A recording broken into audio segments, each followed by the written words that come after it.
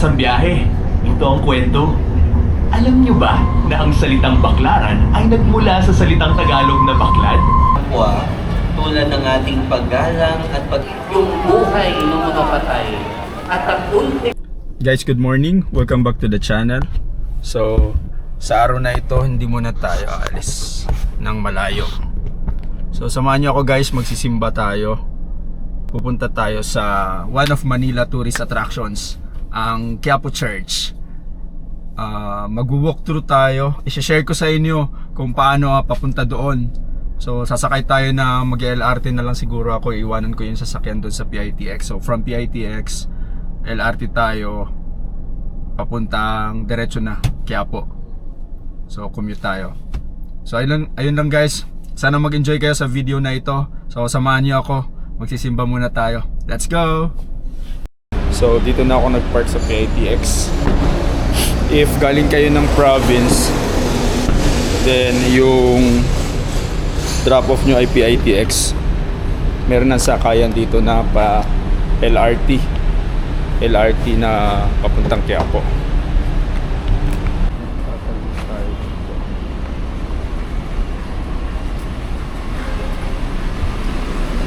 Sir, good morning. Pa-LRT ako. Saan ang ano ka? Dito. Thank you po. Dito. Papasok kayo ng LRT.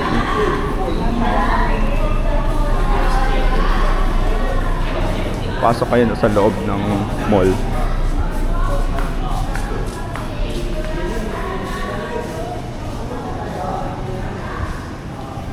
Dami na palang kainan dito. May mga bilihan din ng mga merchandise, mga damit, gano'n.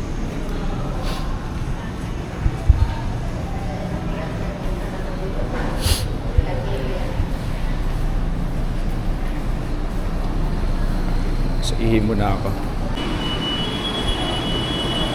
So nandito na tayo guys. Same floor lang naman to. So papunta na tayo sa terminal ng LRT. PITX terminal.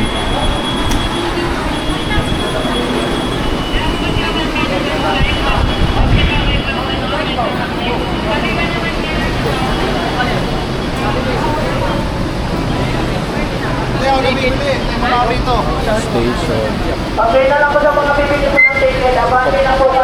Punta tayo ng Quiapo. So Carriedo Station. So guys, Carriedo pala yung bibili nyo na ticket. Okay lang po. Okay guys, nakapasok na tayo. So from dito sa LRT PITX station, saan ba sakayan? Ang bibilihin nyo na na card or ang bababaan nyo na station is Carriedo Station. So aakyat tayo dito sa taas, lilipat tayo dun sa kabila.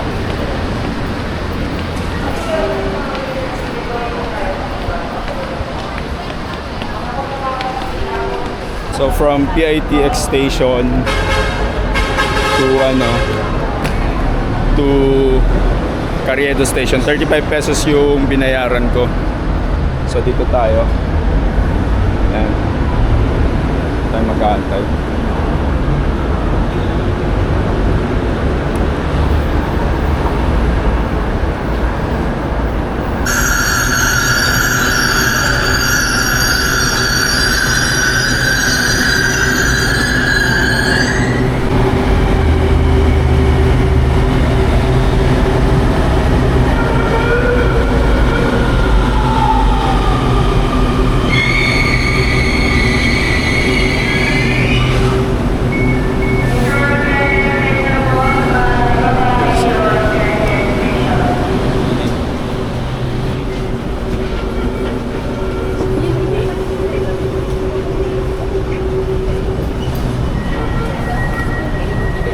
So nakasakay na ako guys.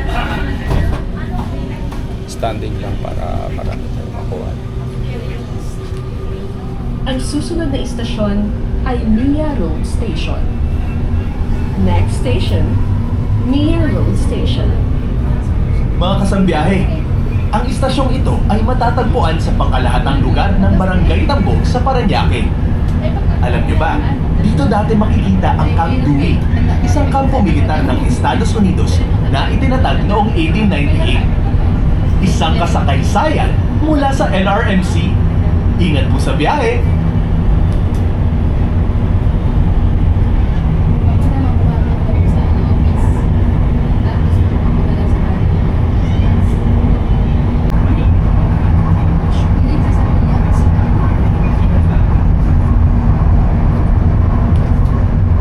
Paparating na sa Mia Road Station. Approaching Mia Road Station. Mia Road Station. Mia Road Station.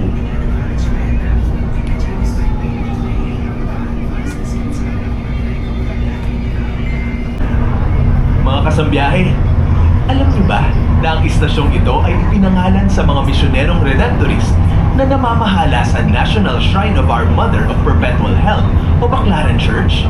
Habang ang Asiana naman ay isang modernong reclaimed area na binuo upang maging mixed-use business at entertainment district mula noong 2008.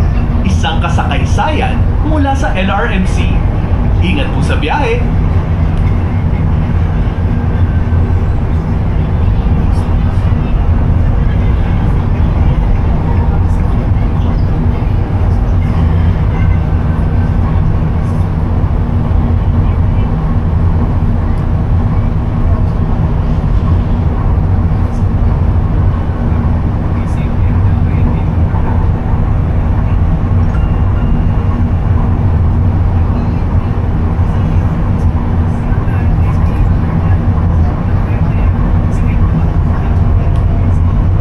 Paparating na sa Redemptorist Asiana Station.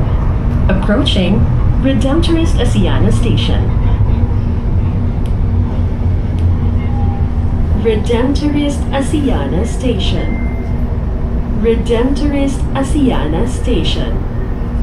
Next station, Baclaran Station. Mga kasambiyahe, ito ang kwento. Alam niyo ba na ang salitang baklaran ay nagmula sa salitang Tagalog na baklad? Ito ay isang uri ng kawayang bakod o koral na gamit sa pangingisda. Matatagpuan ang mga ito nung araw sa dalampasigan ng Parañaque at Pasay. Isang kasakaysayan mula sa LRMC. Ingat po sa biyahe!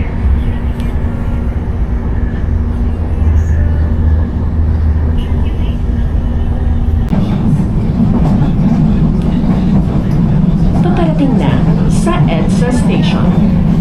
Approaching EDSA Station.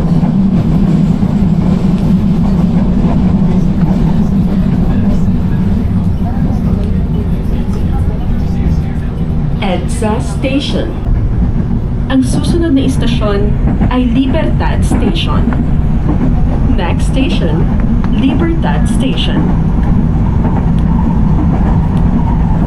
Paalala sa mga pasahero, ugaliing humawak sa mga safety handrails. Reminding all passengers, always hold on to the safety handrails. Ang Hill Puyat Station ay pinangalan kay Senador Hill J. Puyat, isang mambabatas, negosyante at lingkod bayan. Sa kanya din nakapangalan ang kalye malapit sa istasyon na tinatawag noong Kalye Buendia. Isang kasakaysayan mula sa LRMC. Ingat po sa biyahe!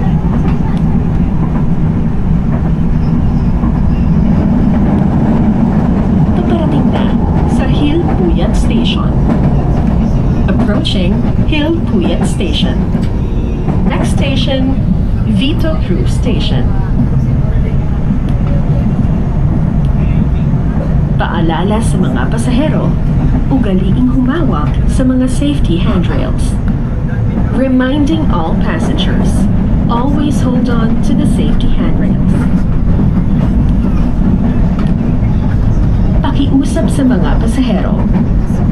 Okupahan ang gitnang bahagi ng tren. Lumayo po tayo sa pinto upang maiwasang masandalan ito at magdulot ng abala sa pagtakbo ng tren. Attention to all passengers. Please occupy the space in the middle. Stand clear of the train door to ensure your safety.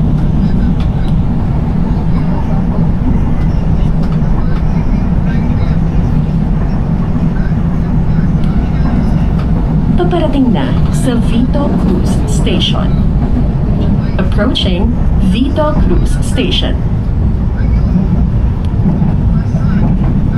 Things such as bag, cell phone, or wallet, as well as the stored value card or signature ticket that you will be using to exit from the station's or terminals. Paparating na sa United Nations Station. Approaching United Nations Station. Pasahero, okupahan ang gitnang bahagi ng tren. Lumayo po tayo sa pinto upang maiwasang masandalan ito at magdulot ng abala sa pagtakbo ng tren. Attention to all passengers. Please occupy the space in the middle. Stand clear of the train door to ensure your safety.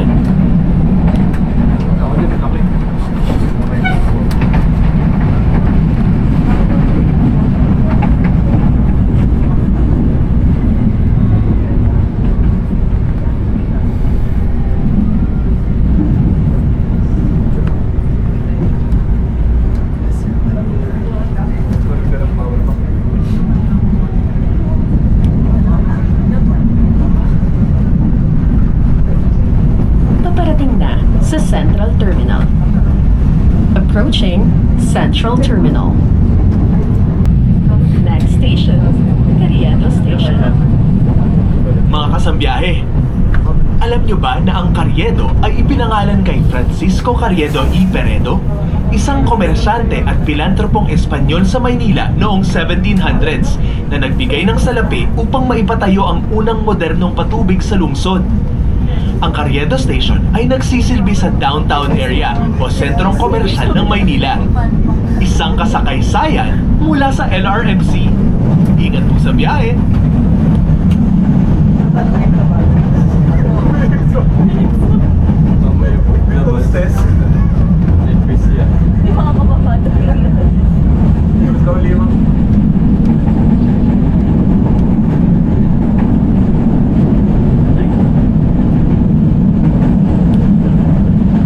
Paparating na sa Carriedo Station. Approaching Carriedo Station.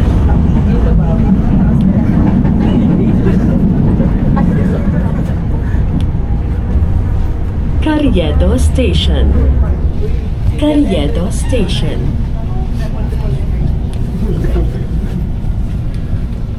Paalala sa mga pasahero. Mag-ingat sa paghakbang habang papasakay at papalabas ng tren. Bigyang pansin po natin ang puwang sa pagitan ng tren at platform hatch. For your safety.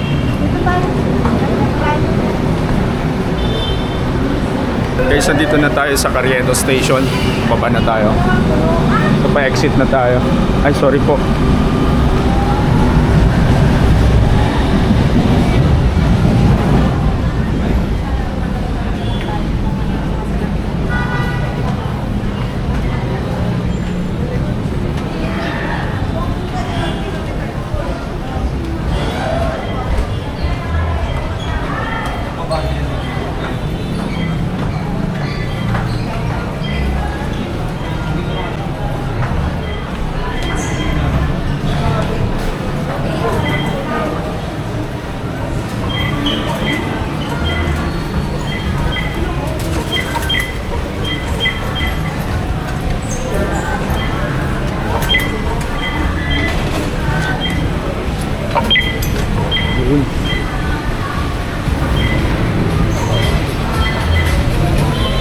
So dito na tayo dadaan sa baba. Maglalakad tayo papuntang Quiapo.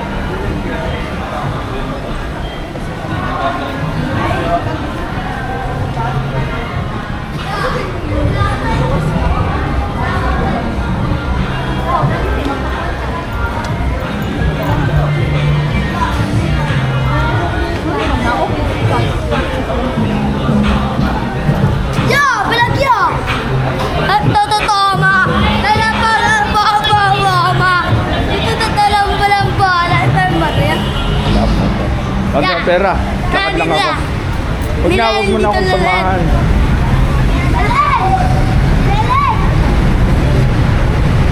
So ito yung way natin papunta tayo doon. Excited pagbaba natin ng station.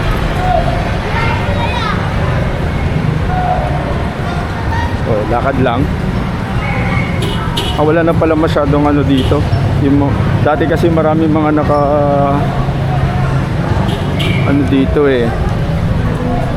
Daming nakalatag na mga paninda dito sa may mga side. Ngayon wala na. Clear na.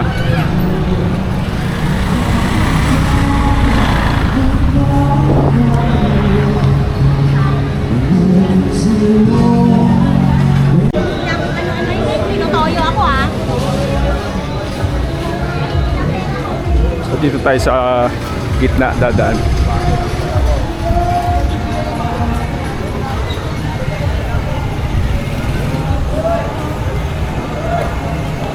Siguro from Carriedo Station, pagbaba nyo dun sa may Carriedo Station, nasa 500 meters lang papunta Quiapo na.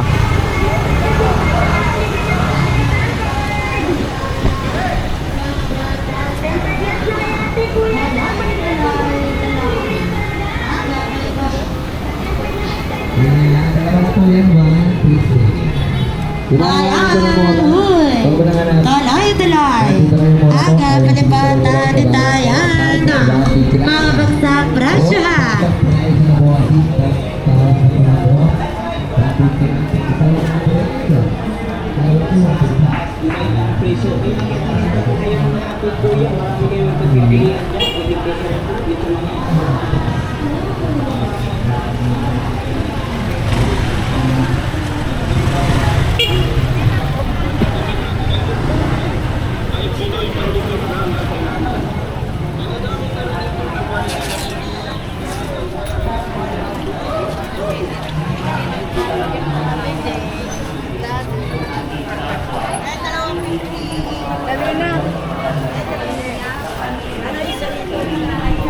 Medyo maraming tao ngayon kasi Biyernes, araw ng Quiapo ngayon. At yung pagmamahal na yun yung nagbibigay ng buhay sa atin. Kaya sa ating unang pagbasa, narinig natin kung paano dinalik yung buhay ng mga patay. At ang ultimate na dahilan doon ay dahil... So pupunta tayo dun sa pinaka-harap talaga ng Quiapo. Pinaka-entrance niya sa pinaka-harap.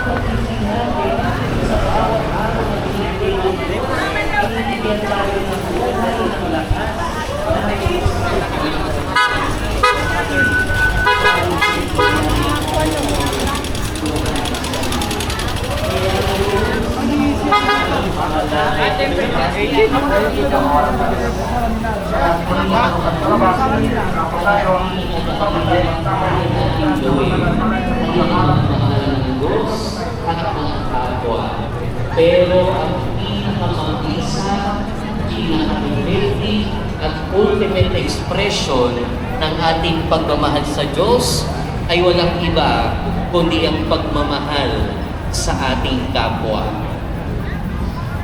Amen. Ihayag natin ang ating mga panalangin ng may pag-ibig sa ating kapwa tulad ng ating paggalang at pagpipitagan sa ating mga sarili.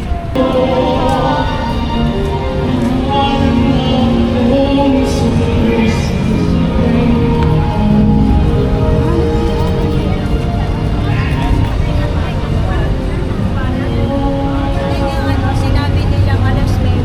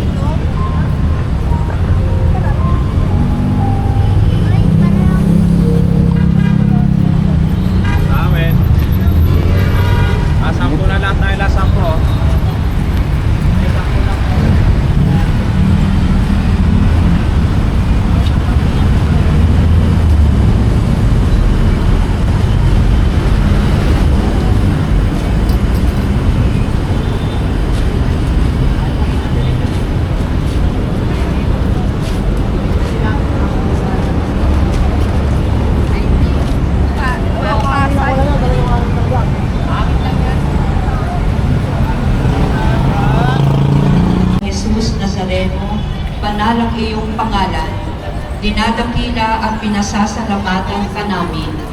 Nagpakababa ka at sumunod sa kalooban ng Ama. Pinasan mo ang krus at nag-alay ng buhay para sa aming kaligtasan. Tanggapin mo ang aming kasal at sakripisyo. Initunod mo ang kaligtasan ng Oo naman niya ginagad na. Yung 40 na lang po, yung 40 na lang po. At doon ang init. 40 na lang po yung 40 na ginagad. Ano? Sarap po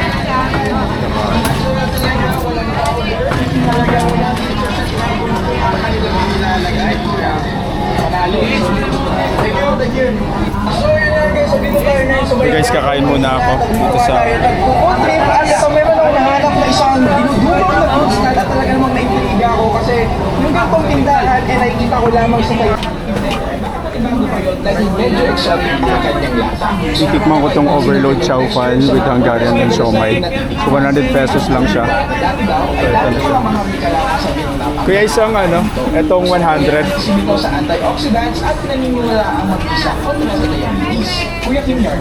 Pero yun nga, para sa akin ay na-inject po talaga yung juice na isang panglinis sa kanilang pagkakagawa. At masarap din. Yun lang, finish na. Pero gusto, masunod daw sa kaya po para dayuhin ang tikman ito mapapanood. Sikat na sikat at talagang ng pinagkakabiluang dragon fruit. Take out. MBS ay madali dahil alam niyo ba na hanggang ngayon November na lang raw ang season ng botas. So tayuan lang to guys pag kumain ka dito. Vitamina Sanchez fruit juice dahil mas nakakamura daw yung mga tao dito. Kaya only 25 pesos kasi ay maaari niya itong matikman at kung malaki naman ay 50 pesos ang halaga nito. When it comes to taste, ay masasabi ko na nasarapan po talaga. Very milky dahil sa gatas at very subtle na sweetness dahil sa dragon fruit. Kung first time nyo ang makakatikim na ito, ay baka manibago kayo. Titikman natin yung dragon fruit. Ang kanyang lasa. Sobrang kakaiba kasi ng kanyang texture sa mga prutas sa madalas nating natitikman.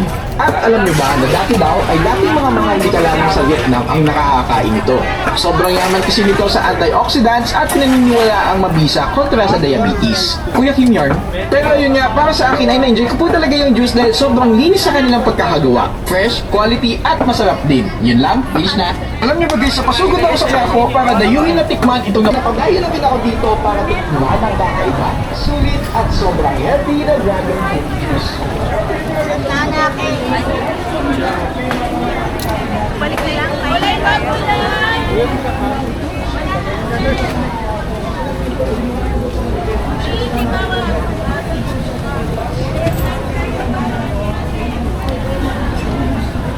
Hoy! Press tayo! Malagang bago!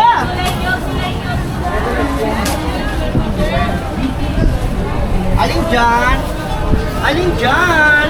50 lang tayo! 50 lang tayo! Uwi na oh! Alin? Alin? Alin? Yan! Tandaan! Ilan tayo? Alin ma'am?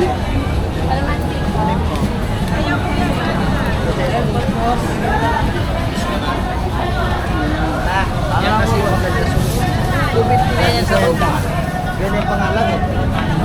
Siyempre, ganyan isabay. Hindi lang ikaw.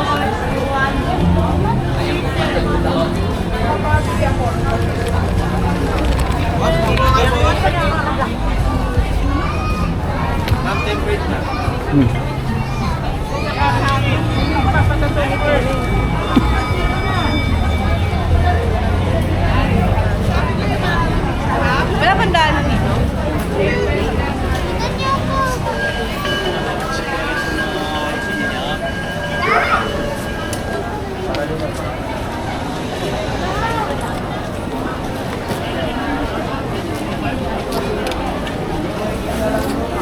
Yan sa kanya. Kami ito, tinisa, tatlo. Pili ka na yan. Ito na, ma'am. Wala ka nila. Abang pita. Wala rin talaga ng pesa. Ha? Ito si Milo ng mga...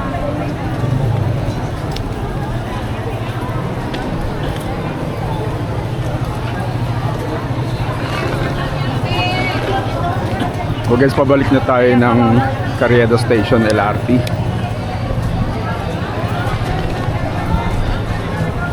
Ito rin yung dinaanan natin kanina.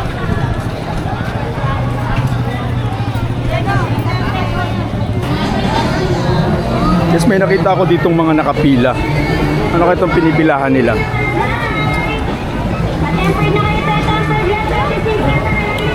Ayun o, haba ng pila. Simula dun yan. Ano kaya ito?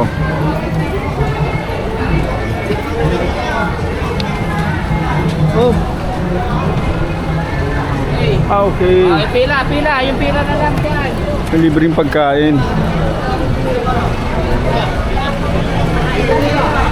May libreng pagkain, kaya pala mahaba yung pila.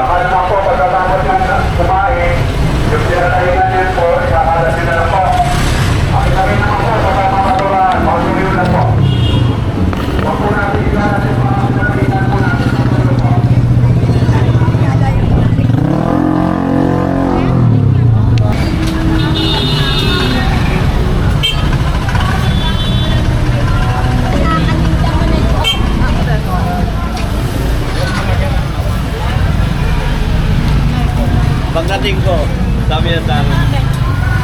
Ako pinapapara ko.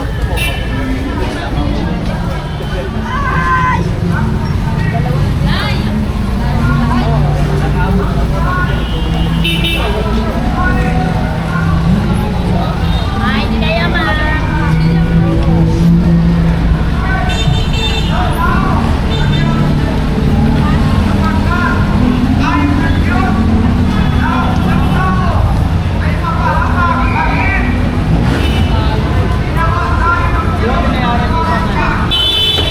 So guys, pabalik na tayo ng PITX.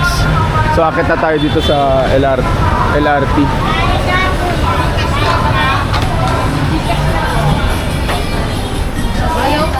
Kaya doon ang tunod lang. Ay, diretso tayo. Dalawa ulam, may kanin na. May kare-kare sisig, sinudo, asal, pusik. Lechong kawali, chicken. Sa mineral ako. Rice sa plate pa.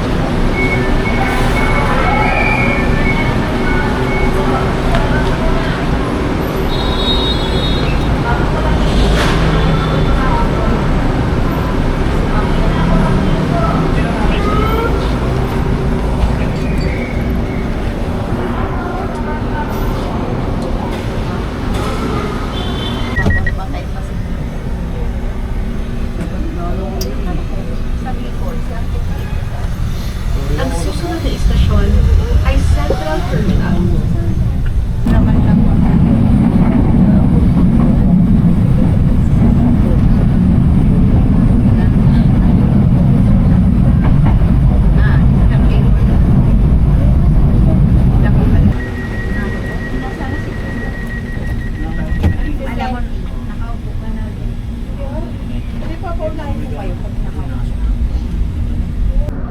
Tapos meron kayo sa pila.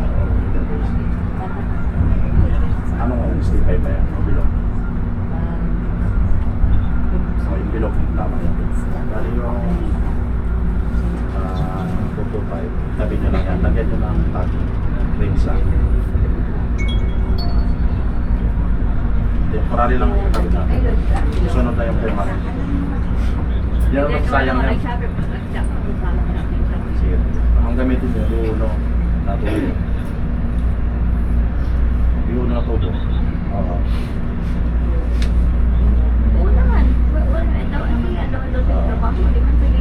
Alam nyo na yung pagkabit na lang.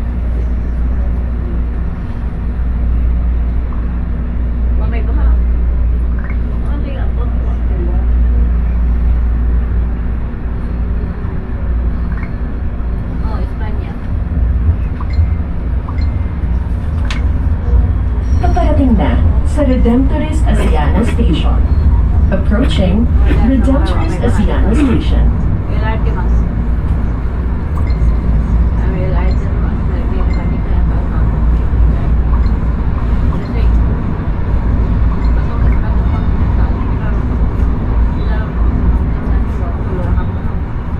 Redemptorist Asiana Station. Redemptorist Asiana. PITX Station. PITX Station.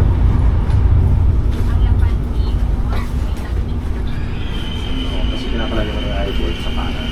Diba nakalawa na ako?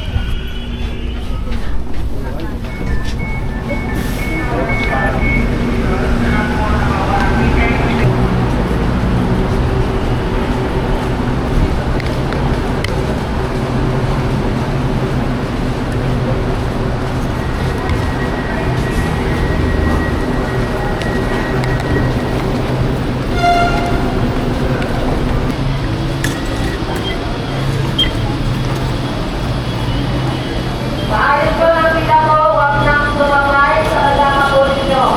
Atras sa likuran sa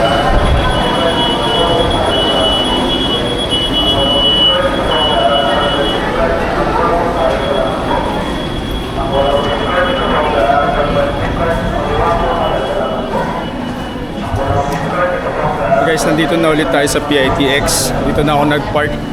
Hanapin na natin yung ticket booth para makapagbayad tayo ng parking fee.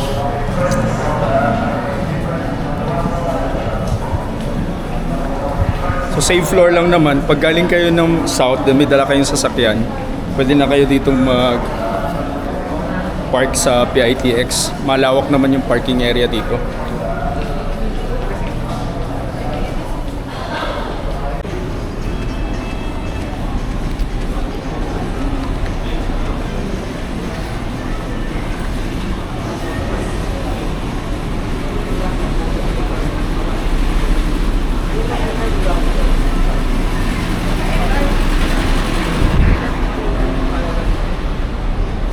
Pala yung ticket, pabayad tayo ng parking.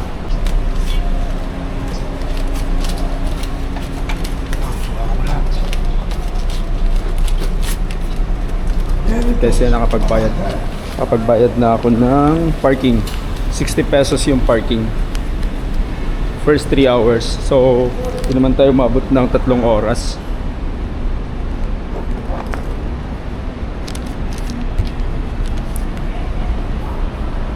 Kaya yung mga pupunta ng Quiapo na galing Cavite, Laguna, or dito lang sa sa Las Piñas, ganyan, or Batangas na ang drop off nyo is PITX, maluwan na lang yung biyahe. Kasi pagdating nyo mismo ng PITX, dito na mismo yung terminal o yung station ng LRT papuntang Quiapo, which is doon kayo bababa sa Carriedo Station.